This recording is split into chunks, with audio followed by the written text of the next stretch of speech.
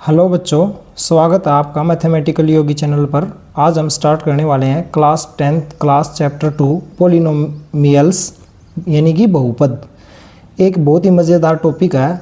आज हम इंट्रोडक्शन करेंगे और आज का ये वीडियो आपने देख लिया तो भविष्य में कभी भी इस चैप्टर में कोई दिक्कत नहीं होगी, चाहे एडवांस से एडवांस लेवल का क्वेश्चन क्यों ना आए।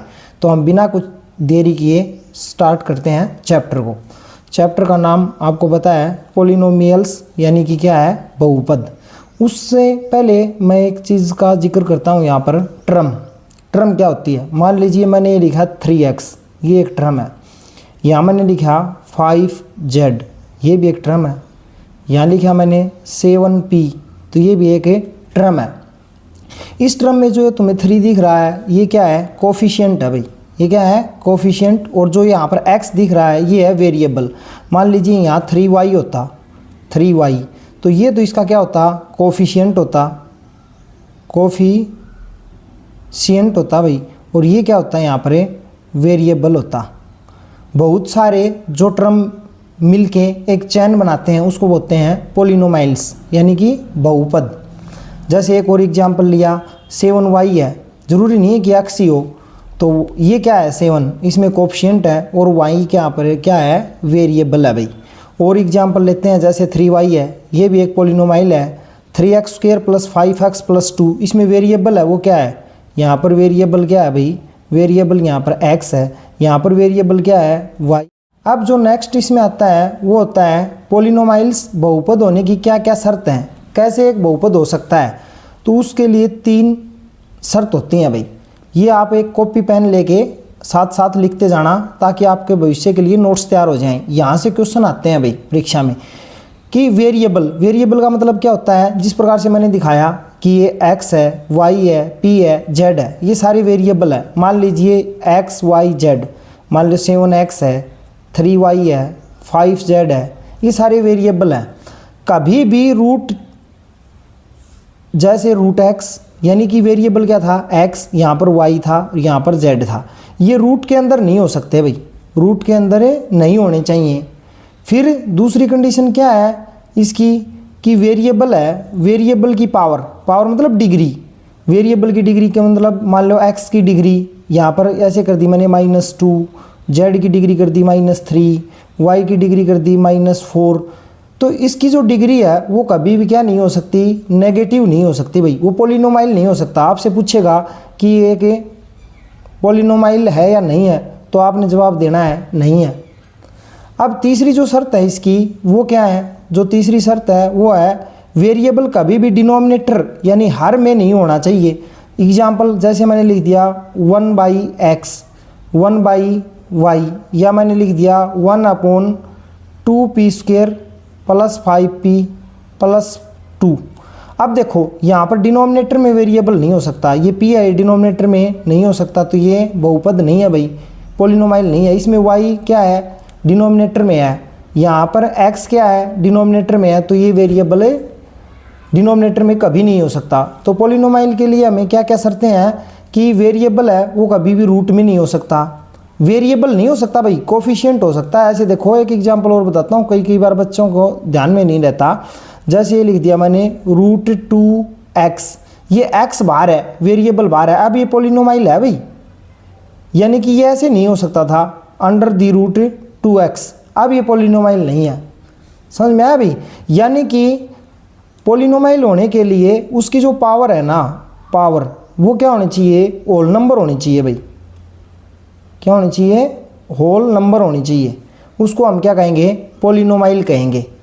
तो पॉलिनोमाइल के तीनों कंडीशन आपने कॉपी में अच्छी तरह से नोट करनी है कि कभी भी वेरिएबल यानी कि एग्जांपल के तौर पर x, y, z कभी भी रूट के अंदर नहीं होने चाहिए। नंबर 2 बात हमने क्या की, वेरिएबल की पावर कभी भी नेगेटिव नहीं होनी चाहिए। और नंबर 3 बात क्या की हमने, वेरिएबल कभी भी डिनोमिनेटर में नहीं होना चाहिए।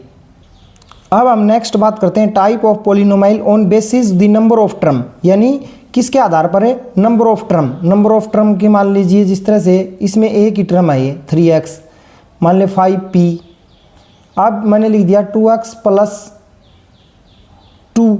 अब इसमें टर्म देखो, एक तो टर्म ये होगी और एक टर्म ये होगी, इसमें कितनी टर्म हो गई, 2 टर्म हो गई। इसमें टर्म कितनी है 1, इसमें भी कितनी है 1।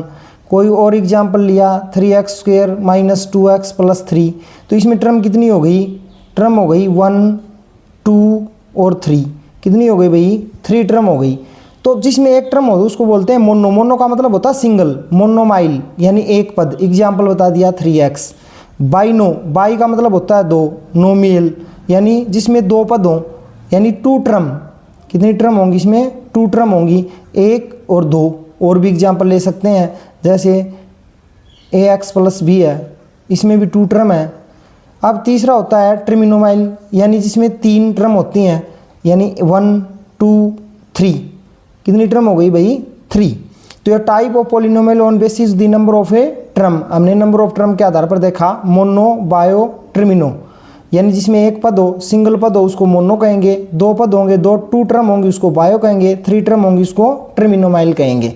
अब देखो डिग्री, डिग्री क्या होती है भाई किसी की भी पॉलिनोमाइल की, तो highest power of the variable in the polynomial is called the degree of the polynomial. यानी कि देखो मैं आपको साफ साफ समझाता हूँ, ये है हमारे पास 2x² + 5x + 6, इसमें देखो इसकी हाईएस्ट पावर क्या है, यहाँ पर 2 है, इसकी पावर यहाँ पर है 1 है, तो इसकी जो हाईएस्ट पावर है वो कितनी है 2। तो यानी कि डिग्री, उसी को क्या बोलते हैं डिग्री पावर को। तो यही बात कर रहा है कि the highest power of the variable, variable क्या था यहाँ पर है x, मान के चलो कोई और टर्म है यहाँ पर p की पावर 3 + 4p² + 3p + 7, ये होगी। तो इसमें देखो p है यहाँ पर वेरिएबल, p क्या है भाई वेरिएबल है यहाँ पर, p है वेरिएबल, इसकी पावर मैक्सिमम पावर देखनी है, मैक्सिमम पावर कितनी है 3, तो यहाँ पर इसकी मैक्सिमम पावर कितनी है 3। तो highest power of the variable in a polynomial is called the degree of the polynomial, यानी जो हाईएस्ट पावर होगी वहीं उसकी क्या कहलाएगी डिग्री कहलाएगी उस बहुपद की। उसके बाद टाइप ऑफ ए पॉलिनोमाइल किसके बेसिस पे करेंगे, अब हमें डिग्री के बेसिस पे, पहले हमने किसके बेसिस पे किए थे, वो किए थे नंबर ऑफ टर्म के बेसिस पे।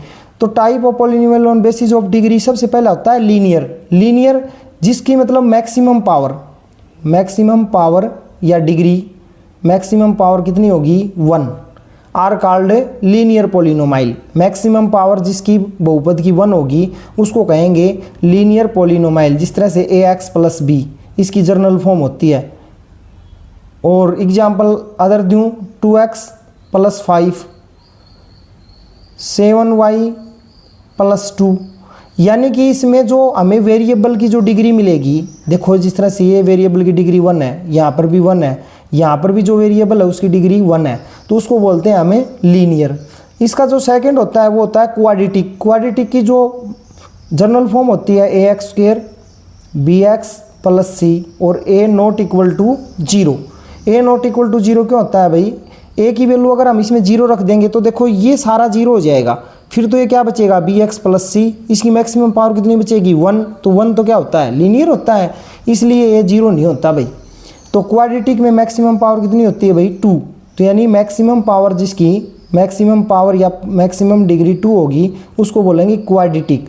जिस तरह से एग्जांपल दिया 2x² + 5x + 7, इसकी जो वेरिएबल है x उसकी मैक्सिमम पावर कितनी है 2 है, तो इसको क्या कहेंगे क्वाड्रेटिक। अब नेक्स्ट आता है इसमें क्यूबिक, क्यूबिक क्यूबिक इसके नाम से पता चल रहा है 3, यानी कि मैक्सिमम पावर या डिग्री कितनी होगी 3।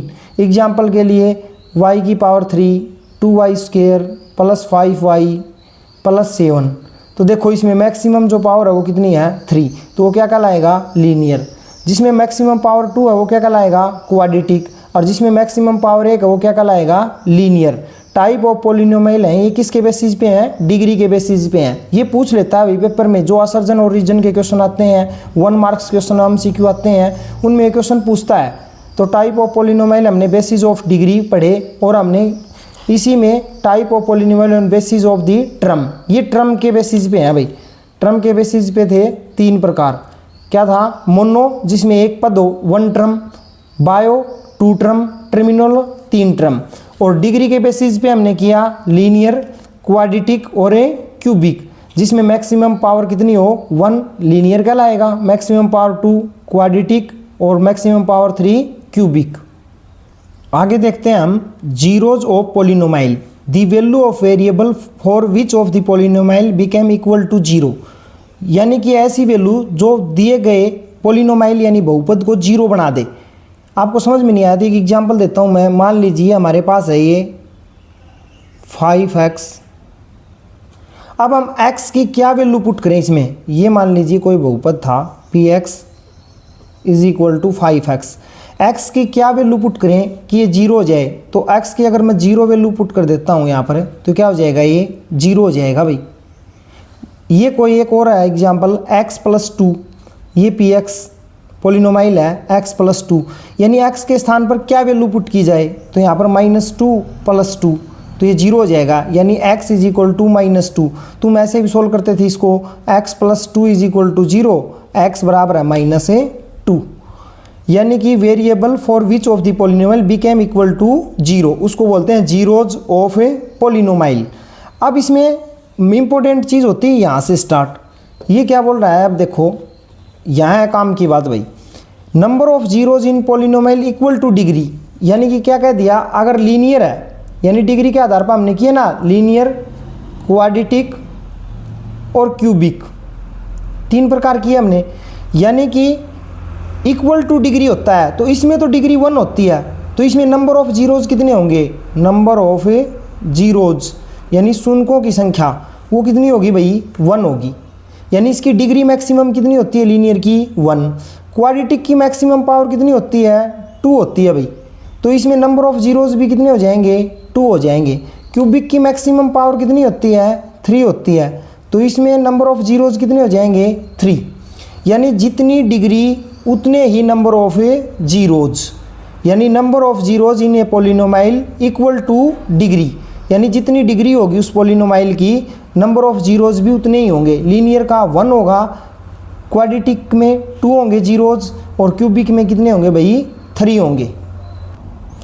अगला जो टॉपिक है geometrical meaning of the zeros of a polynomial, यहाँ पर CBSE और HBSC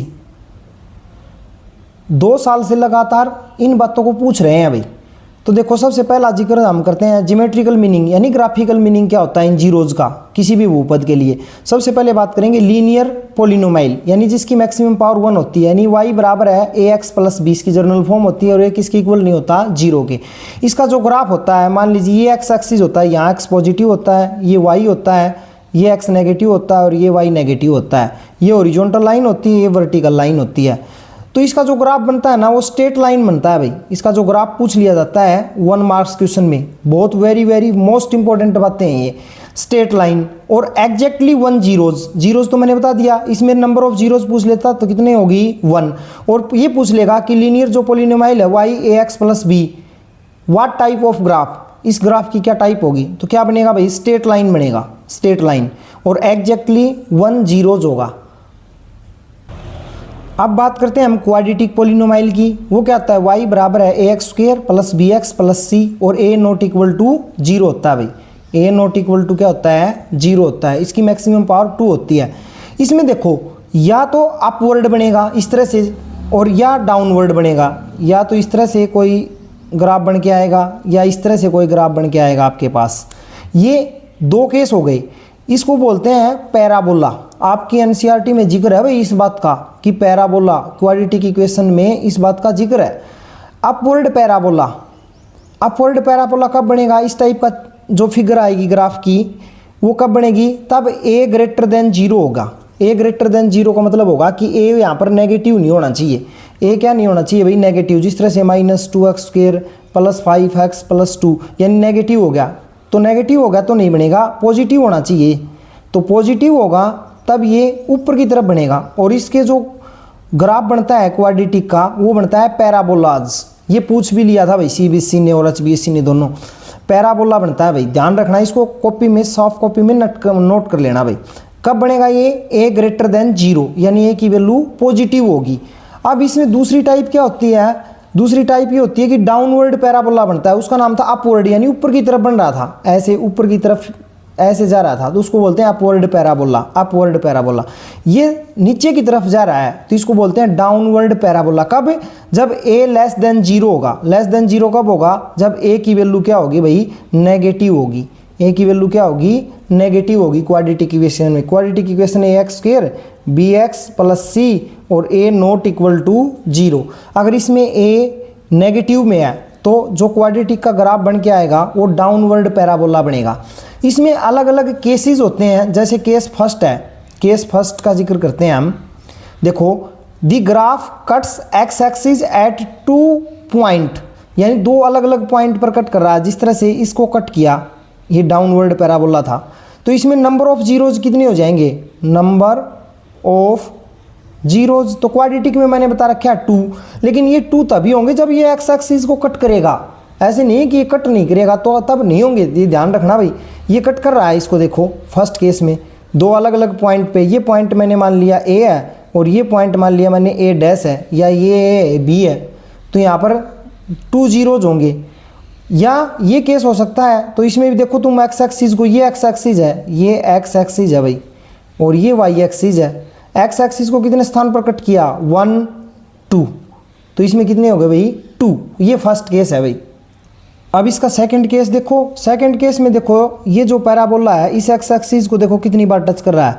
यहाँ पर ये सिर्फ और सिर्फ एक ही पॉइंट पर टच कर रहा है। ये पॉइंट मान लीजिए ए है, तो इसमें ओनली जीरोज फॉर क्वाड्रेटिक।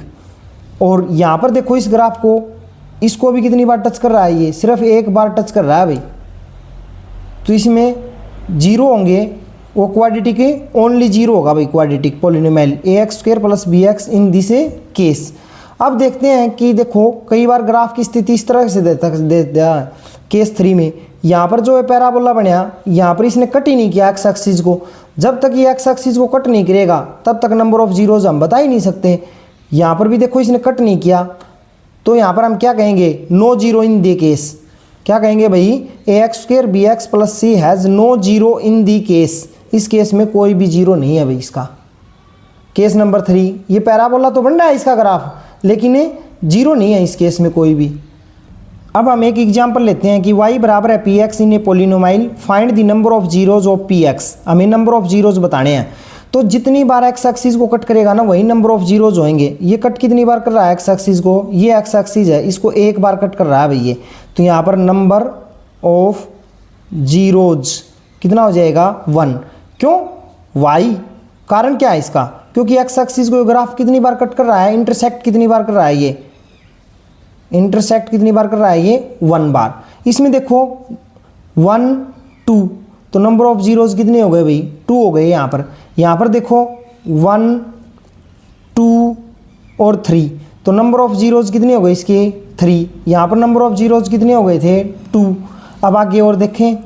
अब देखो ये एक्स एक्सिस को कितनी बार कट कर रहा है? 1 बार, एक बार कट कर रहा है, तो नंबर ऑफ जीरोज कितने हो गए? 1।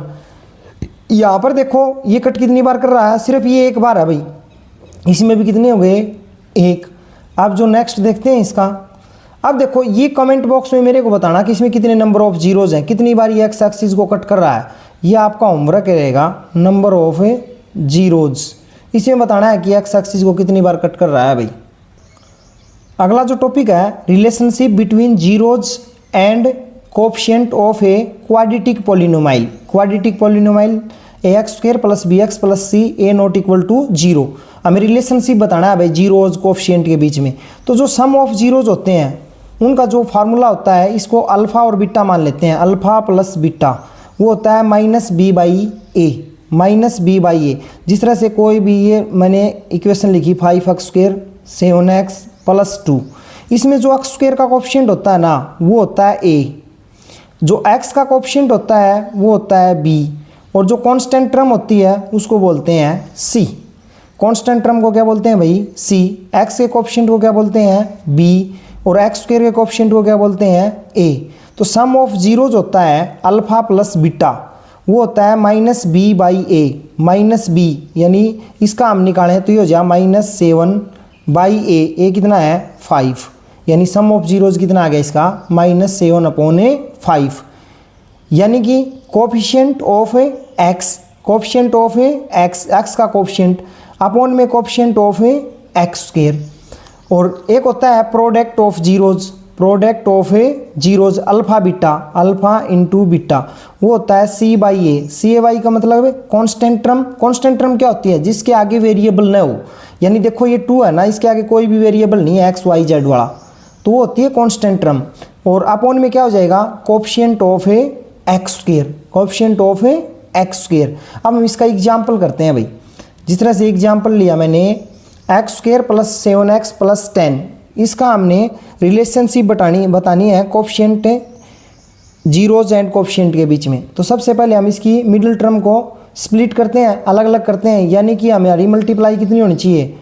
फर्स्ट टर्म और मल्टीप्लाई थर्ड टर्म, यानी 10x स्क्वेयर तो इसकी मल्टीप्लाई, और इसका जो सम है वो कितना हो? 7x। यानी इसको हमने 2 टुकड़ों में डिवाइड करना है भाई, यानी कि इनका जोड़ तो आए वो तो हो जाए 7 और इनकी मल्टीप्लाई आए वो हो जाए 10x स्क्वेयर। तो ये 2 टुकड़े हो गए 5x plus 2x plus 10 equal to 0। यहाँ इन दोनों टर्मों में क्या कॉमन दिख रहा है तुम्हें? x कॉमन आया तो ये हो गया x प्लस 5। इन दोनों में से क्या कॉमन ले सकते हैं? यहाँ पर जरूर साइन आएगा भाई, प्लस या माइनस, यहाँ साइन आएगा। कई बच्चे समझदार बच्चे क्या करते हैं, यहाँ साइन नहीं लगाते, सीधे ब्रैकेट लगा देते हैं। तो इन छोटी छोटी गलतियों का ध्यान रखना है भाई।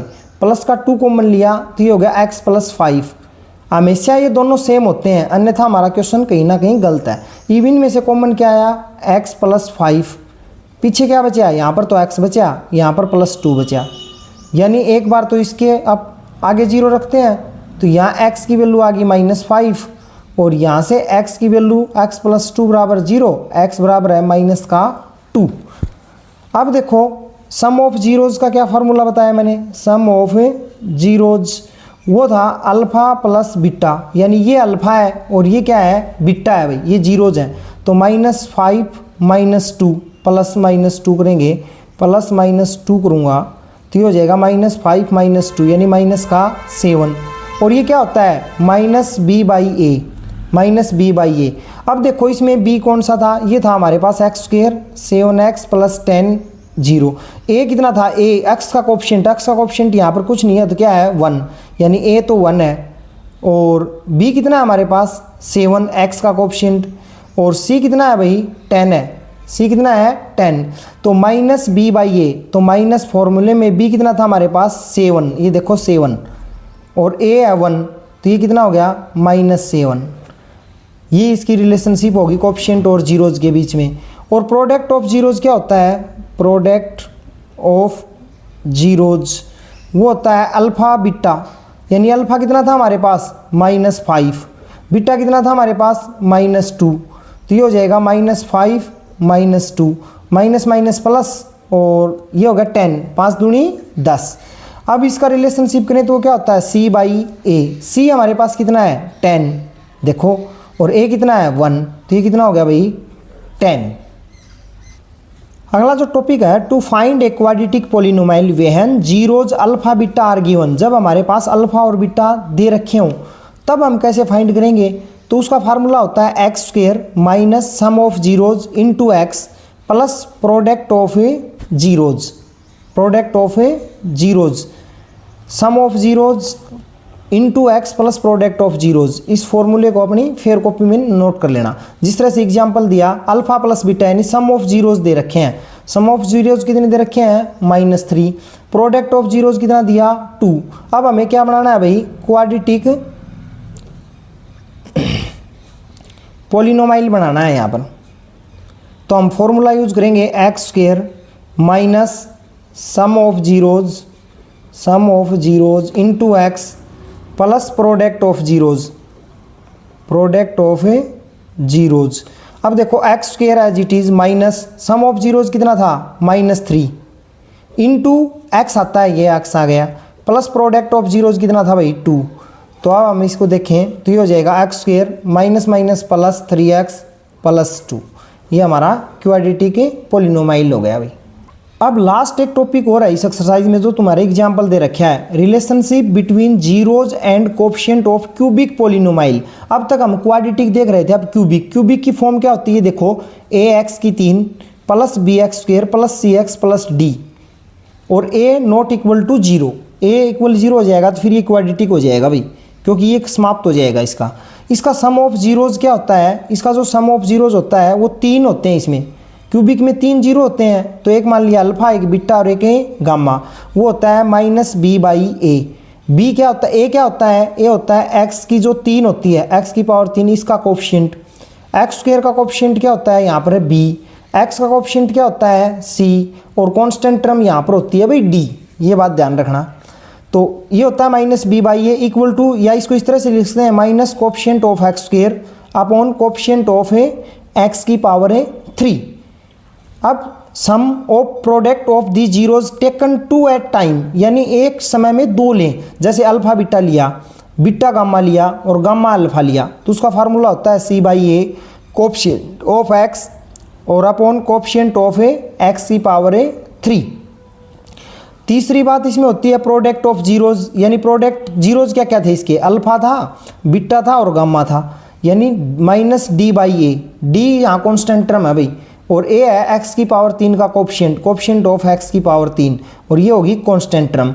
अब इसको बढ़ाने की पूछ लेता है एग्जाम में, तो वो किस तरह से बनता है, find a cubic polynomial when its zeros alpha beta gamma are given. जब दे रखे हैं तब हमें क्या करना है, एक्स की power 3 minus alpha plus beta plus gamma तीनों को ऐड कर देना है, और x square plus alpha beta beta gamma plus gamma alpha into x minus alpha beta gamma, यानी ये क्या है, प्रोडक्ट है भाई। कल हम एक्सरसाइज करेंगे 2.1। आज की वीडियो आपको कैसी लगी कमेंट करके बताना, कमेंट करना, लाइक करना और चैनल को सब्सक्राइब करना भाई।